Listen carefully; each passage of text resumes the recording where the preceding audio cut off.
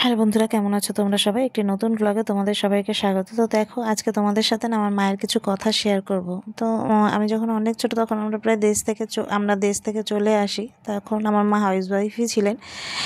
তো দেশে যেরকম হয় আর কি, গ্রামগঞ্জে যেরকম হয় আর কি, বা ঘরের বউরা বাইরে বের হয় না, মাথায় ঘোমটা দিয়ে থাকে, তখন আমার মাও সেরকমই ছিলেন, ঘর থেকে বেরোতেন না, মাথায় ঘোমটা টোমটাই দিয়ে থাকতো। কিন্তু এখানে কলকাতাতে আসার পরে না, মানে তখন এতটাই পরিস্থিতি খারাপ ছিল যে আমাদের ঠিকঠাক হয়তো খাওয়াও চলতো না। তখন মা বাধ্য হয়ে একজনের সায়ার কারখানা ছিল, তার কাছ থেকে সায়া এনে মা আর বড়দি সেলাই করতো, আর বাবা একজনের দোকানে কাজ করতো।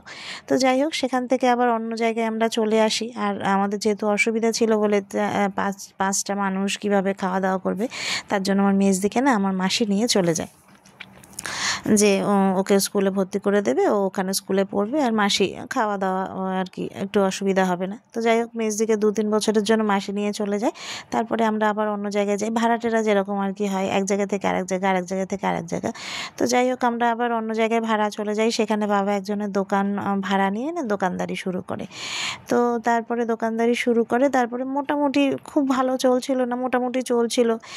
তো 1 বছর পুজোতে এরকম চলতে থাকে। তখন 1 বছর পুজোতে না আমাদের 3 বোনের কারোর বাবা জামা কিনে দিতে পারেন, তখন পরিস্থিতি খুবই খারাপ ছিল। যাই হোক, তো জামা কিনে দিতে পারিনি। আমার মা সেই বছর প্রচণ্ড কেঁদেছিল যে আমার 3টে মেয়ে, আমি একটু জামা দিতে, একটা পুজোর সময় অন্তত একটা জামা দিতে পারলাম না। তো তারপরেই না পাশে আরেকজন ভাড়া ছিল, সে তার সাথে যোগাযোগ করে আমার মা যে অফিসে চাকরি করতেন, যে প্রাইভেট ফার্মে একটা জিন্সের কোম্পানিতে মা চাকরি করতো, জিন্সের প্যান্ট শার্ট এই সমস্ত কিছু তৈরি হতো, সেই কোম্পানিতে ওই পিসি ডাকতাম আমরা তাকে, সেই পিসির সাথে যোগাযোগ করে আমার মা সেই কোম্পানিতে ঢোকে।